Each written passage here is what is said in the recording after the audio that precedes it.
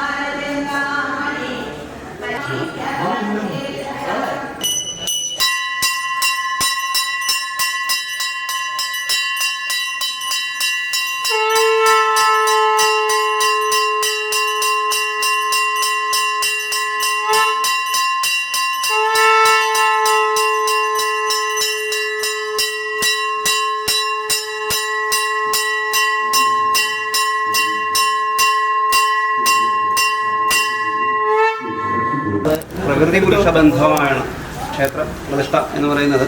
പ്രകൃതി പുരുഷ ബന്ധമാണ്. ഈ പ്രകൃതി എന്ന് പറയുന്നത്, വിശ്വം പ്രകൃതി എന്ന് പറയുന്നത് ജീവൻ്റെ ആധാരമാണ്. ജലം പ്രാഥമിക കാര്യമാണ്. ജലം, വായു ഇങ്ങനെയുള്ള കാര്യങ്ങൾ വളരെ പ്രാധാന്യമാണ്. അന്നേരം അതിന് ഏറ്റവും അത്യന്താപേക്ഷിതമായ ഒരു നമുക്ക് ചെയ്യാൻ പറ്റുന്നത്, നമ്മുടെ ആ ഒരു ചൈതന്യം, ജീവചൈതന്യം സ്ഫുരിക്കുന്നതും നമ്മൾ നേരിട്ട് ആ ചൈതന്യ വർധനവ് കാണുന്നതും പ്രകൃതിയിൽ കൂടെയാണ്.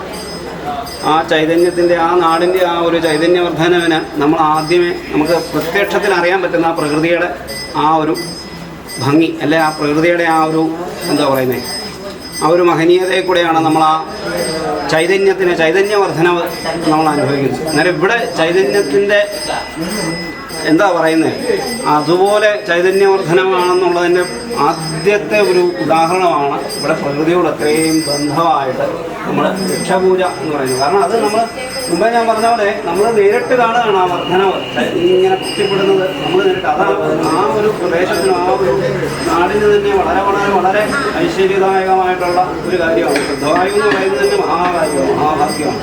അന്നേരം അതിന് ഏറ്റവും വലിയൊരു പ്രാണൻ എന്ന് പറയുന്നതാണ്. ആ പ്രാണനെ പ്രധാനം ചെയ്യുന്ന വൃക്ഷലനാദികൾ. അങ്ങനെയുള്ള ആ വൃക്ഷലനാദികൾ വേണ്ട രീതിയിൽ അത് സാത്വികമായ രീതിയിൽ അത് പൂജിച്ച് ആ പ്രകൃതിയിലേക്ക് നമ്മളത് സമർപ്പിക്കുകയാണ്. പ്രകൃതിക്ക് വേണ്ടി, ഭൂമിദേവിക്ക് വേണ്ടി നമ്മൾ സമർപ്പിക്കുകയാണ്. ഭൂമിദേവി അതിനെ പരിപാലിച്ച് ആ ചൈതന്യം ഉള്ളിടത്ത് ആ പരിപാലനത്തിനും ആണെങ്കിൽ പോലും ആ മഹത്വം ഉണ്ടാകത്തുള്ളൂ. ഇവിടെ അത് നമ്മൾ പ്രത്യക്ഷത്തിൽ കണ്ടുകൊണ്ടിരിക്കുന്ന ഒരു സംഭവമാണ്. ആരും പ്രത്യേകിച്ച് പറയേണ്ട കാര്യമൊന്നുമില്ല. ഇങ്ങനെ നമ്മൾ കാണുകയാണ്. എന്ത് ദേവിയുടെ മുമ്പിൽ പൂജിച്ച് നമ്മൾ എന്താവിടെ വെച്ച് കഴിഞ്ഞാലും അങ്ങ് പുഷ്ടിപ്പെടുകയാണ്. അതാ പറഞ്ഞേ, അതിൻ്റെ ഏറ്റവും വലിയൊരു കാര്യം എന്താ പറഞ്ഞാൽ ദേവിയുടെ ചൈതന്യം അതുപോലെയാണ്. അന്നേരം ആ ചൈതന്യം കൊണ്ട് ആ ചൈതന്യം എന്താ, നമ്മളിപ്പം ഞാൻ മുമ്പേ പറഞ്ഞ പോലെ പ്രത്യക്ഷത്തിൽ നമ്മളിപ്പോൾ അവിടെ ഒരു വിഗ്രഹം ഇരിക്കുന്നു എന്നുള്ളതല്ല, അവിടെ ചൈതന്യം ഉണ്ടെന്നുള്ളത് നമുക്ക് വ്യക്തമാകുന്ന ഇങ്ങനെയുള്ള കാര്യങ്ങളിൽ കൂടെയാണ്. അല്ലാതെ നമ്മൾ എന്താണെങ്കിലും ക്ഷേത്രം എന്ന് പറയുന്നത് ക്ഷതം പ്രാണയത രീതി, അതായത് ക്ഷതം പല രീതിയിലുണ്ടാകും. അല്ലെങ്കിൽ ഈ നാട്ടുകാർക്ക് മൊത്തം ക്ഷതം ഉണ്ടാകാതിരിക്കാൻ നമ്മൾ prevention is better than cure എന്ന് പറയുന്നത് അതിൻ്റെ ഏറ്റവും വലിയൊരു മകുടോദാഹരണമാണ് ഇവിടെ നമ്മൾ ചെയ്തുകൊണ്ടിരിക്കുന്നത്. കാരണം പ്രിവെൻഷനാണ് നമ്മൾ ചെയ്യുന്നത്. അതാണ് ഇതിൻ്റെ ഏറ്റവും വലിയ മഹത്വം. അതായത് എല്ലാവരും ആ ഒരു സങ്കല്പത്തിൽ ദേവിയെ ഭരിക്കുക, പ്രകൃതിയെ ഭജിക്കുക. പ്രകൃതിയെ ഭരിക്കുന്നത് ദേവീഭജനം തന്നെയാണ്, സംശയിക്കാനൊന്നുമില്ല. അതിന് പ്രകൃതി, വിശ്വപ്രകൃതി തന്നെയാണ് ദേവി. അത്രയേ ഉള്ളൂ. എല്ലാവരും ആ ഒരു സങ്കല്പത്തിൽ പ്രാർത്ഥിക്കുക.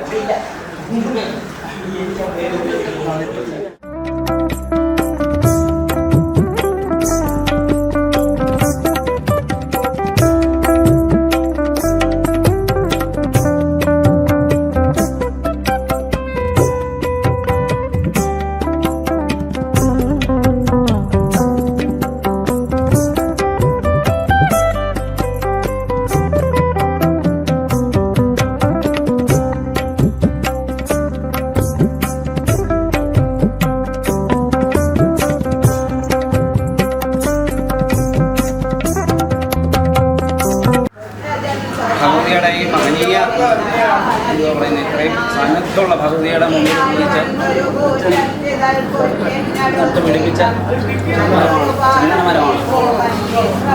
ഇതൊക്കെ കാണുമ്പോൾ വലിയൊരു കൃതാർത്ഥതയാണ് നമുക്ക്.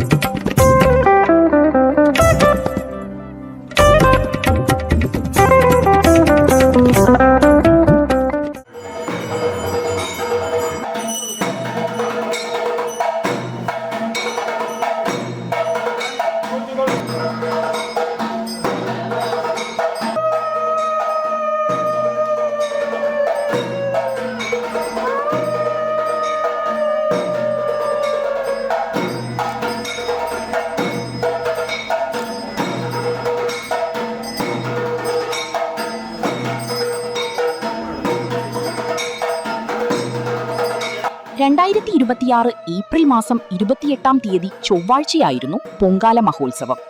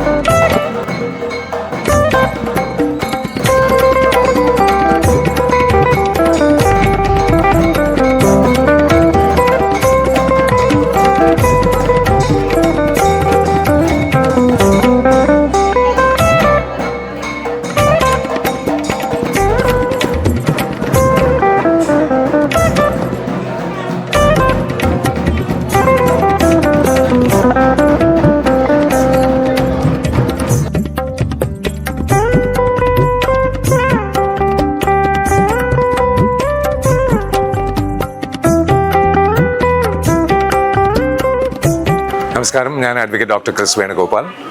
ഇന്ന് ഞാനിവിടെ ഉള്ളത് ബിയാറ്റിൽ സരസ്വതി ചാമുണ്ടേശ്വരി ഗണപതി ക്ഷേത്രത്തിലാണ്. ഈ ക്ഷേത്രത്തിൽ ഇന്ന് ഒരു വൃക്ഷത്തൈ നടൽ, ഒരു മരം ഒരു വരം എന്ന ആ ഒരു ആശയത്തോടു കൂടി വൃക്ഷത്തൈ നടലാണ് ചെയ്യുന്നത്. അമ്മയുടെ സാന്നിധ്യം ഇവിടെ ഉള്ളത്, അതിനോടൊപ്പം ഭുവനേശ്വരി സാന്നിധ്യവുമുണ്ട്. ഭൂമാദേവിക്ക് നമുക്ക് ചെയ്യാൻ സാധിക്കുന്ന ഒരു പൂജ തന്നെയാണ് വൃക്ഷത്തൈ നടൽ എന്നുള്ളത്. തീർച്ചയായിട്ടും ഈ ഒരു ധന്യമുഹൂർത്തത്തിന് എന്നെ ഇൻവൈറ്റ് ചെയ്തതിൽ ഒത്തിരി സന്തോഷമുണ്ട്. എല്ലാവർക്കും ഈ വൃക്ഷത്തൈകൾ ഒരു ഉദാഹരണമാകട്ടെ.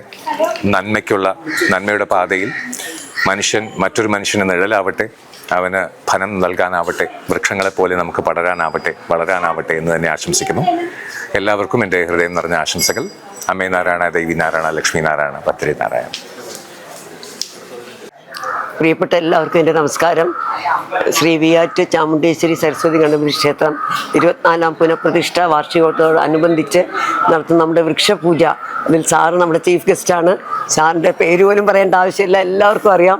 സാറിനെ കാണാൻ വേണ്ടി തന്നെയാണ് എല്ലാവരും ഒന്ന് സാറിൻ്റെ സാറിൻ്റെ പ്രഭാഷണമൊക്കെ നമ്മളിനി അടുത്ത നവരാത്രിക്ക് ഫുൾ പ്രോഗ്രാമായിട്ട് വയ്ക്കാം. അത്രയ്ക്കും മഹത് വ്യക്തിയാണ്.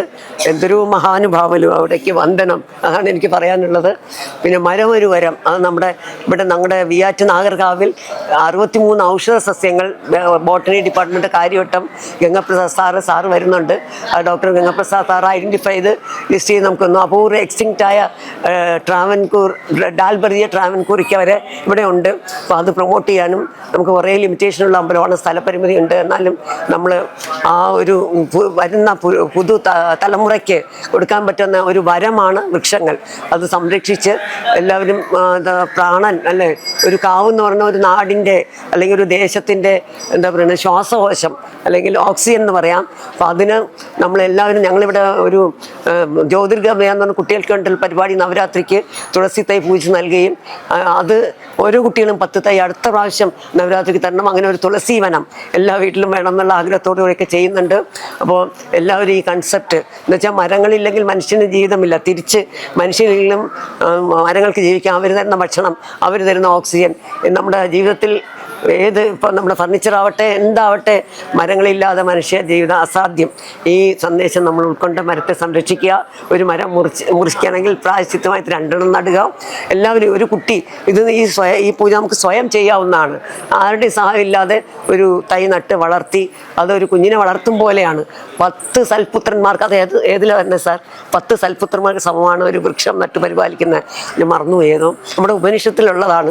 അതുപോലെ പിന്നെ ഏത് കുട്ടികൾക്ക് 5 വയസ്സായ കുട്ടിയോട്ട് നമ്മുടെ ജീവിതകാലം മുഴുവൻ എത്രയോ പ്രായമായവർക്ക് വരെ ചെയ്യാൻ പറ്റുന്നതാണ് ഒരു ചെടി നട്ട് സംരക്ഷിക്കുന്ന ഈ തത്വം എല്ലാവരും ഉൾക്കൊണ്ട് നമുക്ക് പ്രാവർത്തികമാക്കി നമ്മുടെ ജീവിതം കുറേ കൂടി സുരക്ഷിതം, കുറേ കൂടി ആരോഗ്യമാക്കാൻ ദേവിയുടെ നാമധേയത്തിൽ എല്ലാവർക്കും സാധിക്കട്ടെ എന്ന് പ്രാർത്ഥിക്കുന്നു. ലോക സമസ്ത സുഖിനോ ഭവന്തു. പ്രിയപ്പെട്ട ഭക്തജനങ്ങളെ, നമ്മുടെ 24ാമത് വാർഷികാഘോഷത്തോടനുബന്ധിച്ചുള്ള വൃക്ഷപൂജയാണ് ഇപ്പോൾ നടന്നുകൊണ്ടിരിക്കുന്നത്. വൃക്ഷപൂജ ഈ ക്ഷേത്രത്തിൽ 10-20 വർഷമായിട്ട് മുടങ്ങാതെ നടന്നു വരുന്ന പൂജയാണ്. ഈ പൂജയിൽ 2013 നമ്മുടെ സൂര്യാകൃഷ്ണമൂർത്തി സാർ അവർകൾ നമുക്ക് ഒരു രുദ്രാക്ഷമരം നട്ടു തരികയുണ്ടായി. ആ രുദ്രാക്ഷം കായ്ക്കുന്ന ആദ്യത്തെ രുദ്രാക്ഷം സാറിന് കൊടുക്കണമെന്ന ഒരു നിബന്ധനയും ഒരു റിക്വസ്റ്റും അദ്ദേഹം അന്ന് വച്ചിരുന്നു.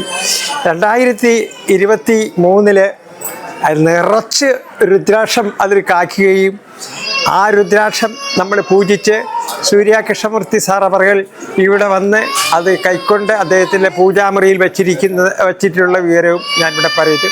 അങ്ങനെ ഇവിടെ വൃക്ഷം നട്ടിട്ടുള്ള വലിയ മഹൽ വ്യക്തികളുമുണ്ട്. കൈതപ്പുറം തിരുമേനി നട്ടിട്ടുണ്ട്. അങ്ങനെ ഒട്ടു വളരെ വിജയ് തമ്പി സാർ അങ്ങനെ ഒട്ടു വളരെ ഓരോ വൃക്ഷപൂജയ്ക്കും ഇന്ന് മൂർത്തി സാറ് നമുക്ക് ക്രിസ് സാറ് അവർ ഒരു വൃക്ഷം നട്ടു തരാൻ പോവുകയാണ്. എത്തി. ആ വൃക്ഷത്തെ അദ്ദേഹത്തിൻ്റെ കയ്യിൽ കൊണ്ടാണ് അതിൻ്റെ സാറിൻ്റെ ജന്മവൃക്ഷത്താണെന്ന് ഞങ്ങൾ കണ്ടുപിടിച്ചു. അങ്ങനെയാണ് സാറിനെ കൊണ്ട് ഇത്തി തന്നെ നടുവിക്കാനായിട്ട്. ഇവിടെ നമ്മുടെ പങ്കജ കസ്തൂരി ഹരീന്ദ്രൻ നായർ സാറ് അദ്ദേഹത്തിൻ്റെ വൃക്ഷമായ കരിങ്ങാലി ഇവിടെ നട്ടിട്ടുണ്ട്. അത് എൻ്റെയും കൂടെ വൃക്ഷമാണ്. അങ്ങനെ സന്തോഷം. അങ്ങനെ ഈ വൃക്ഷം നടന്നു വരുന്നു. കാരണം വൃക്ഷങ്ങളാണ് നമുക്ക് ഓക്സിജൻ തരുന്നത്, പ്രാണവായു തരുന്നത് കൊണ്ടാണ് ലോകം നിലനിൽക്കുന്നത്. അതുകൊണ്ട് വൃക്ഷമില്ലാതെ മനുഷ്യരാശിക്ക് നിലനിൽക്കാൻ സാധ്യമല്ല. ആ സന്ദേശമാണ് ഞങ്ങൾ ഒരു വരം വൃക്ഷപൂജയിലൂടെ നൽകുന്നത്. കാവില് 64 ഔഷധ സസ്യങ്ങളുണ്ടെന്നുള്ള കാര്യം കണ്ടുപിടിച്ച ആളാണ് ഡോക്ടർ ഗംഗാപ്രസാദ് സാർ. അദ്ദേഹമാണ് കാവിൻ്റെ മാഹാത്മ്യം നമ്മളെ ആദ്യമായിട്ട് പറഞ്ഞ് മനസ്സിലാക്കിയത്. എല്ലാ വർഷവും നടത്തുന്നത് പോലെയുള്ള വൃക്ഷപൂജ ഈ വർഷവും വളരെ ഗംഭീരമായിട്ടാണ് വിയാറ്റ് കാവ് നടത്തുന്നത്. ഈ ക്ഷേത്രവുമായിട്ട് എനിക്കുള്ള ബന്ധമെന്ന് പറയുന്നത് ഇവിടുത്തെ ഒരു കാവിൻ്റെ ഒരു സ്റ്റഡി ഞാനിവിടെ നടത്തിയിട്ടുണ്ട്. എൻ്റെ സ്റ്റുഡൻസിൻ്റെ സഹകരണത്തോടു കൂടി നടത്തിയതാണ്. 1-2 പേര് സ്റ്റുഡൻസ് ഇവിടുത്തെ കാവുകളിലുള്ള സസ്യങ്ങളെപ്പറ്റി പഠനം നടത്തിയിട്ടുണ്ട്. അതിൽ നമുക്ക് കാണാൻ കഴിഞ്ഞ ഒരു കാര്യമെന്ന് പറഞ്ഞാൽ വളരെ അപൂർവങ്ങളായ ഒട്ടനവധി സസ്യങ്ങൾ, ഏകദേശം 65-70ഓളം സസ്യങ്ങൾ ഇതിനകത്ത് പുഷ്പിക്കുന്നതും പുഷ്പിക്കാത്തതുമായ സസ്യങ്ങൾ ഈ കാവിൽ നമ്മൾ കണ്ടെത്തിയിട്ടുണ്ട്. അതിൽ പ്രധാനപ്പെട്ട ഒന്നാണ് ഈ കുടൽ ചുരുക്കി എന്ന് പറയുന്ന ഒരു മുറിൻ്റ നമ്മളെ മഞ്ജുനാത്തിയുടെ വർഗത്തിൽപ്പെടുന്ന പക്ഷേ അത് ഒരു മരമല്ല, അതൊരു വള്ളിച്ചെടിയാണ്. അത് ഏകദേശം ഒരു വർഷങ്ങളോളം പഴക്കമുണ്ട്. അതിൻ്റെ ഭാഗം തന്നെ നോക്കിക്കഴിഞ്ഞാൽ അതിൻ്റെ ഡയമീറ്റർ എടുത്തു കഴിഞ്ഞാൽ അത് എത്രയോ 42 ഇഞ്ചുണ്ട്. അപ്പോൾ അത്രയും വളർച്ച എത്തണമെന്നുണ്ടെങ്കിൽ ഏകദേശം ഒരു 150 വർഷത്തോളം ആ ചെടിക്ക് പ്രായമുണ്ടെന്നാണ് നമ്മൾ കണക്കാക്കിയിരിക്കുന്നത്. അപ്പോൾ അതിനേക്കാൾ കൂടുതൽ വർഷം പഴക്കമുള്ള വളരെ പുരാതനമായിട്ടുള്ള ഒരു കാവാണ്. അതുകൂടാതെ സലേഷ്യ എന്ന് പറഞ്ഞ പൊൻകുരണ്ടിയിൽ വരുന്ന ഒരു സസ്യവും അതും ഒരു വള്ളിച്ചെടിയാണ്. അതിനും ഇതേപോലെയുള്ള ഏകദേശം 150 വർഷത്തോളം പഴക്കമുണ്ട്. പിന്നെ ഈട്ടിയുടെ ജനുസിൽപ്പെടുന്ന അതും ഒരു വള്ളിച്ചെടിയാണ്. അത് നമ്മൾ ഡാൽബർജിയ ട്രാവൻകൂറിക്ക എന്നാണ് അതിൻ്റെ പേര്. എന്ന് പറഞ്ഞാൽ തിരുവിതാംകൂറിൻ്റെ ഭാഗത്തു നിന്ന് ആദ്യമായി കണ്ടെത്തിയ സസ്യമാണ്. പക്ഷേ അത് കണ്ടെത്തിയതിന് ശേഷം ഏകദേശം 150 വർഷത്തോളം ഈ സസ്യം അന്യം നിന്ന് പോയി എന്ന് ശാസ്ത്രലോകം വിലയിരുത്തിയ ഒരു ചെടിയാണ്. പക്ഷേ ആ സസ്യം നമ്മളിവിടെ ഈ കാവിൽ വളരെ സുരക്ഷിതമായി സംരക്ഷിച്ചു വരുന്നുണ്ടെന്നുള്ളത് നമ്മളതൊരു ജേണലിൽ പബ്ലിഷ് ചെയ്യുകയും ചെയ്തിട്ടുണ്ട്. കൂടാതെ ഇവിടെ നമ്മുടെ സയൻസ് ആൻഡ് ടെക്നോളജിയുടെ ഗവൺമെൻറ് ഓഫ് കേരളയുടെ ഒരു പ്രോജക്റ്റ് ഇവിടുത്തെ ഒരു സസ്യത്തെ പറ്റിയാണ് നമ്മൾ സ്റ്റഡി നടത്തിയത്. ആ സസ്യം എന്ന് പറയുന്നത് നമ്മുടെ ഹോട്ടസ് മലബാറിക്കസ് എന്ന് പറയുന്ന ഒരു ഇതുണ്ട്. ഡച്ച് ഗവർണറായിരുന്ന വാൻ റീഡ് എഴുതിയ വളരെ പുരാതനമായ ഒരു ബുക്കാണ്. ആ ബുക്കിനകത്ത് പ്രതിപാദിക്കുന്ന ഒരു സസ്യമാണ്. ആ സസ്യത്തെപ്പറ്റി നമ്മളൊരു ഗവേഷണം നടത്തുകയും എൻ്റെ കീഴിൽ ആ കുട്ടിക്ക് ഒരു PhD ലഭിക്കുകയുണ്ടായി. അത് കേരള സയൻസ് ആൻഡ് ടെക്നോളജിയുടെ 2017 ഏറ്റവും നല്ല പ്രോജക്റ്റിനുള്ള അവാർഡായ ഡോക്ടർ വാസുദേവ് അവാർഡ് നമുക്ക് ലഭിക്കുകയുണ്ടായി. അത് വളരെ വലിയ ഒരു കാര്യമാണ്. ഞാൻ ഈ കാവിൽ വന്ന് ഈ സ്റ്റഡി നടത്തുമ്പം തന്നെ നമ്മുടെ സാറും അതേപോലെ തന്നെ ശ്യാമള മേഡവും പറഞ്ഞു ഇവിടെ വരുന്നവർക്കെല്ലാം അവാർഡ് കിട്ടുമെന്ന്. അത് പറഞ്ഞൊരു 3 മാസം കഴിഞ്ഞപ്പോൾ എനിക്ക് ഈ ഒരു പ്രോജക്റ്റിൻ്റെ പേരിൽ ഒരു അവാർഡ് കിട്ടി. അത് വളരെ സന്തോഷമാണ്. ഞാൻ ഇവിടെ വരുന്ന പൂജയെടുപ്പിനുള്ള ആ പരിപാടിക്കും അതേപോലെ വൃക്ഷ പൂജയ്ക്കും എല്ലാം ഞാൻ എല്ലാ വർഷവും അതിനുശേഷം എല്ലാ വർഷവും ഇവിടെ വരാറുണ്ട്. എന്ന് പറഞ്ഞു കഴിഞ്ഞാൽ നമ്മുടെ വൃക്ഷങ്ങളെ അല്ലെങ്കിൽ സസ്യങ്ങളെ സംരക്ഷിക്കുക എന്ന് പറയുന്നത് സസ്യത്തിനെ ആരാധിക്കുന്നതിന് തുല്യമാണ്. അത് പ്രകൃതിയെ ആരാധിക്കുന്നതിന് തുല്യമാണ്. അതുകൊണ്ട് തന്നെയാണ് എനിക്ക് സസ്യങ്ങളോട്, ഞാനൊരു സസ്യശാസ്ത്രജ്ഞനാണ്, അതുകൊണ്ട് സസ്യങ്ങളോടുള്ള താല്പര്യവും ഈ അമ്പലത്തിൽ ഇത് കൺസർവ് ചെയ്യുന്നു എന്നുള്ള ഒരു വലിയ കാര്യം ഇവിടുത്തെ ക്ഷേത്ര ഭാരവാഹികൾ പ്രത്യേകിച്ച് നമ്മുടെ സാറിനോടും അതേപോലെ തന്നെ മാഡത്തിനോടും എനിക്കുള്ള നന്ദിയും കൂടെ ഞാൻ അറിയിച്ചുകൊണ്ട് നിർത്തുന്നു. എല്ലാവർക്കും നമസ്കാരം. ഞാൻ ഇവിടുത്തെ വാർഡ് കൗൺസിലറാണ്. മരം ഒരു വരം. ഈ ധന്യ മുഹൂർത്തത്തിൽ എനിക്കും ഇവിടെ പങ്കെടുക്കാൻ കഴിഞ്ഞതിൽ ഏറ്റവും വലിയ ഭാഗ്യമായി ഞാൻ കരുതുന്നു.